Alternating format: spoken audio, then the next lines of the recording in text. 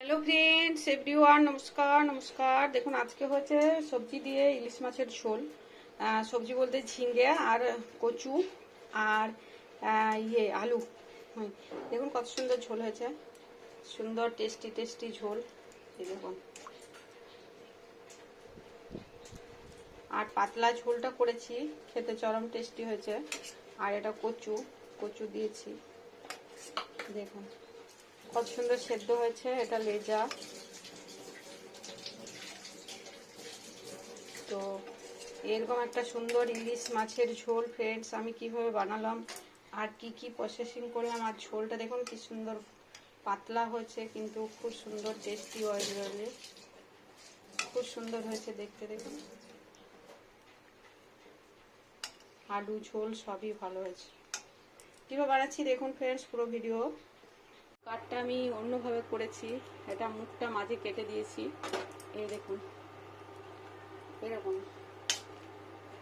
তো এটা সুন্দর একটা রান্না হয়েছে।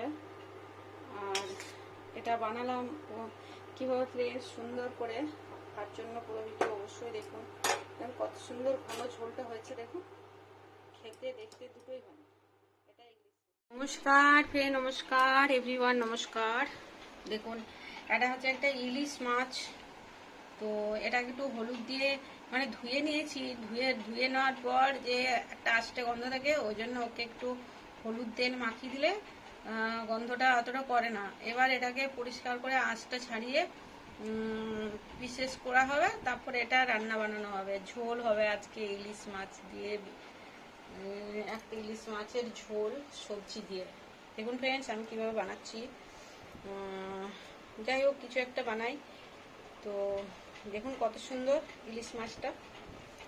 তো এটা নাকি অরিজিনাল ইলিশ নয় ফ্রেন্ডস, এগুলো এরকম ইলিশ, অরিজিনাল ইলিশ যেগুলো আগে আসতো মার্কেটে, সেগুলো হচ্ছে চোখগুলো পুরো তামাটে থাকতো, তারপরে সাইডের সিটটা তামাটে তামাটে একটা অন্যরকম। আর এগুলো কেমন কুচুমুচু দেশি রুই কাতলা মাছের মতো, শুধু শেপটা চেঞ্জ হয়, একটু চ্যাপটা হয়। আর ওগুলো আরও চ্যাপটা, আরও তামাটে, একদম লাল লাল একটা, খুব সুন্দর ছিল সেই ইলিশটা। আরও খেতেও অন্যরকম সুগন্ধি ছিল, অনেক টেস্টি ছিল। এগুলো এগুলো মনে হয় অন্য টাইপের ইলিশ, এগুলোই মার্কেটে এখন আসছে। আর বড় ইলিশ যেগুলো, সেগুলো অনেক দাম রেখেছে। তো এটা একটু কম দামের মধ্যে আছে, তো এটা ওই জন্যই নিয়ে এসেছি। এটাই আজকে বানাবো ফ্রেন্ডস। দেখুন এটা কেটে পিস করা হবে। প্রথমত মাছটা এমনি ভালো খেয়েছে, বেশ সলিড, পরিষ্কার করে ধুয়ে দিয়েছে। তারপরে এটাকে লবণ আর হলুদ তেল মাখানো ছিল। তো এটা আঁশটা খুলবো বলেই আর পিসটা কাটবো বলেই ওই জন্য এটাকে ধোয়া হলো, আরেকবার পিস করে নিই তারপর। দেখুন ফ্রেন্ডস এটা হচ্ছে দুটো ঝিঙে, যেটা রাইট গার্ড, এটা হচ্ছে কচু আর এই দুটো আলু। এটাই ইলিশ মাছটা রান্না হবে, ঝিঙে কচু আর আলু দিয়ে। ফ্রেন্ডস এটা হচ্ছে 1 চামচ জিরে আর 1 চামচ কালো সর্ষে আর 3টে শুকনো লঙ্কা, 4টে কাঁচা লঙ্কা। এই কাঁচা লঙ্কাটা খুব একটা ঝাল নেই, একটু কম ঝাল আছে। আর 3টে শুকনো লঙ্কা, এটা মিক্সিতে খুব ভালো মিহি পেস্ট করে নেবো। শুধু সর্ষে দিলে অনেক সময় তেতো হয়ে যায়, তারপর অনেক সময় সরষের খোসাটার জন্য শরীরের এফেক্ট হয়। জিরের সঙ্গে পিষে, লঙ্কা দিয়ে পিষে খেলে না মশলাটা টেস্টিও হয়, আর খেতেও অনেক সুগন্ধি হয়, আর অন্যরকম একটা স্বাদ হয়। শুধু সর্ষের থেকে 1 চামচ জিরে, 1 চামচ সর্ষে, বা আরও কম, জিরেটা কম সর্ষেটা বেশি, যতটা মশলা লাগবে সেই হিসাবে। আজকে যেহেতু আমি সবজি দিয়ে বানাবো ইলিশ মাছটা, ঝিঙ্গা কচু আর আলু দিয়ে একটু ঝোল করবো পাতলা করে ইলিশ মাছ দিয়ে, সেই জন্য আমি জিরেটা যতটা নিয়েছি সর্ষেটা ততটাই নিয়েছি, সম পরিমাণ। সর্ষেটা কম বেশি করা যায় অবশ্যই। তো চলুন। দেখুন ফ্রেন্ডস কড়াইটা খুব সুন্দর গরম হয়ে গেছে, আর মাছটাকে আমি কেটে হলুদ তেল আর লবণ মাখিয়ে নিয়েছি। তো এখানে দিয়ে নেবো, প্রথমে দিয়ে নেবো সর্ষের তেল।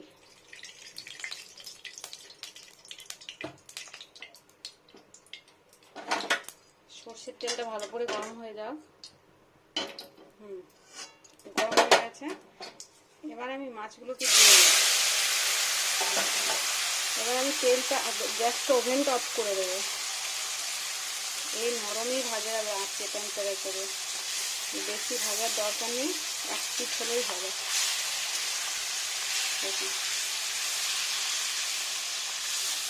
মুখটা আমি খুলে দিয়েছি আলাদা আলাদা করে, দুটো আলাদা। ওভেনটা অফ হয়ে গেছে, এখানে নরম হয়ে যাবে। দেখুন ফ্রেন্ডস, আমি চলে এসেছি। এবার মাছটাকে আমি আরেকবার হিট দিয়ে নেবো।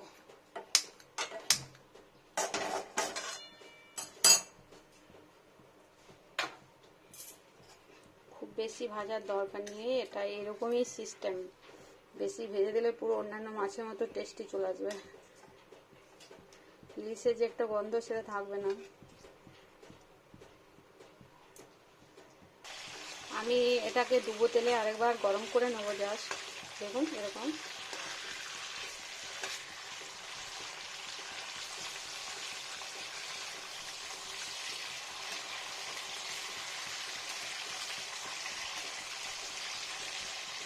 এটা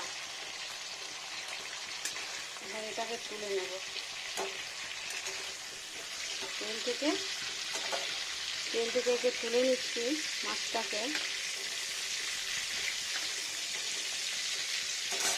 এবার এখানে দিয়ে নেবো কালো জিরে সামান্য। কালো জিরেটা ফুটলে এখানে দিয়ে নেবো আলুটা।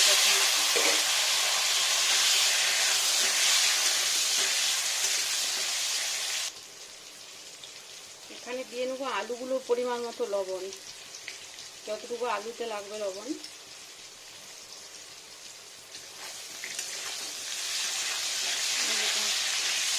আলুটা পুরো ভেজে গেছে, আর একটু ভালো যাক। এখানে দিয়ে নেবো কয়েকটা কাঁচা লঙ্কা চেরা, এটা একটু চিড়ে নিয়েছি ফ্রেন্ডস। আর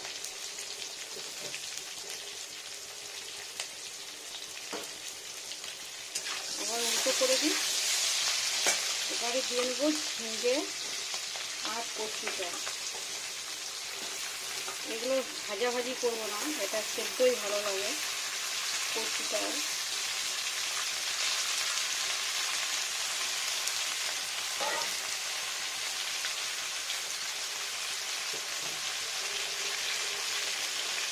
এখানে দিয়ে নেবো হলুদ গুঁড়ো, আর দিয়ে নেবো লবণ এটার পরিমাণ।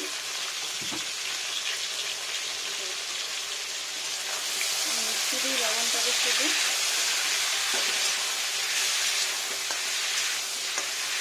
হলুদটা একটু ভালো হয়ে যাচ্ছে, এরকম হলো। এবার এই কুচানো মশলাটা দিয়ে নেব। ফাঁকাঠাকি দরকার নেই, জিরে বাটা দেওয়া আছে, খুব সুন্দর টেস্টি।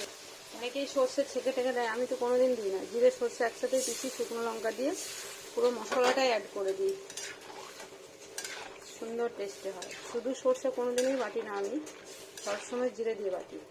দেখুন কত সুন্দর হয়ে গেল। আর একটু জল দিয়ে নেবো।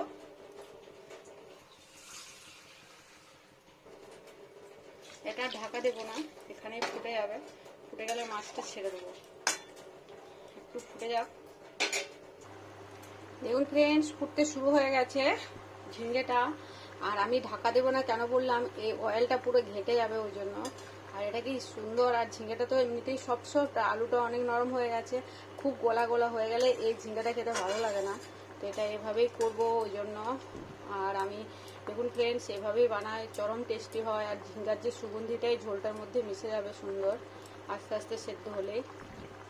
একটু ফুটলেই আমি মাছটা দিয়ে নেবো। এখন মাছটা দিলে ধুয়ে যাবে। দেখুন ফ্রেন্ডস পুরো ফুটে গেছে, নরম হয়ে গেছে। আমি কচুটাকে দেখবো। আমি কচু কাঠটাকে লাগিয়েছিলাম ওইভাবে, যাতে ভালো করে পাতলা করে কাঠটা লাগিয়েছিলাম যাতে সেদ্ধ হয়ে যায়। এই দেখুন নরম হয়ে গেছে। এবার মাছটাকে দিয়ে নেবো আমি। ইলিশ মাছ, যে মুখের সাইডটা, এটা মাছটা, এটা মাছটা, এটা মাছটা, এটা মাছটা। আর ঢাকা দিচ্ছে তো। দেখুন কতটা তেল বেরিয়েছে মাছে। এটা আমি ধুয়ে দিয়ে নেব। এটা তেল তেল।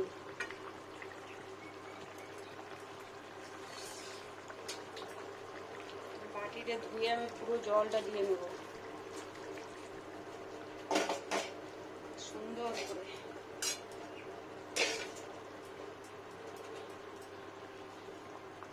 দেখুন ফ্রেন্ডস, এবার মাছটাকে আমি মিনিট দুই মিনিট কি 1-1.5 মিনিট ফোটালেই হয়ে যাবে, কেননা বেশি ফোটালে মাছটা টেস্টিটা নষ্ট হয়ে যাবে, মানে খুব সেদ্ধ হয়ে যাবে।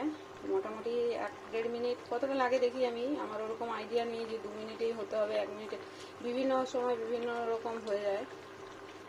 এটা আলুটা সফট আছে, 1-1.5 মিনিট ফোটাবো তাহলেই হয়ে যাবে।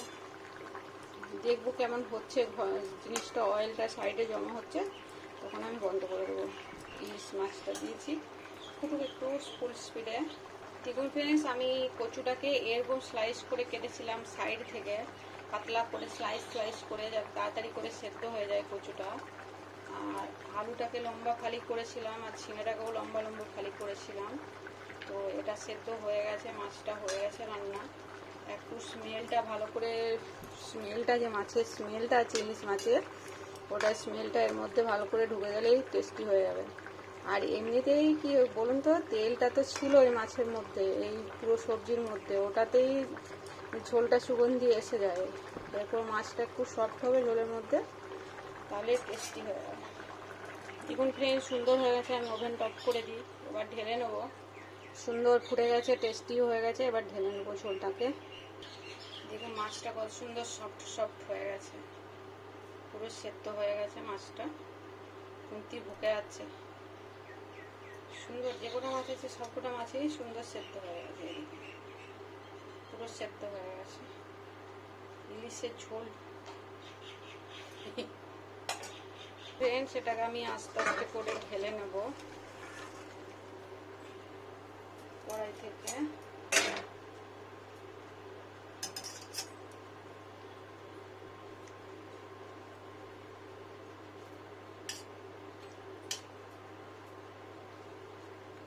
ঢেলে নিলাম, দেখুন কত সুন্দর হয়ে গেল ইলিশ মাছের ঝোল, ঝিঙে দেওয়া,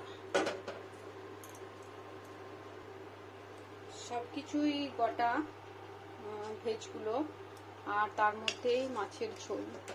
দেখুন কত সুন্দর। আর পিসটা দেখো, পিসটা দেখান, এই দেখুন কত সুন্দর রান্নাটা হয়েছে। আর ঝোলটার কালারটাও খুব সুন্দর এসছে, দেখুন পাতলা ঝোল, খুবই সুন্দর ফ্রেন্ড, টেস্টি। সবাই ভালো থাকুন, দেখুন ভিডিও অবশ্যই ভালো লাগবে।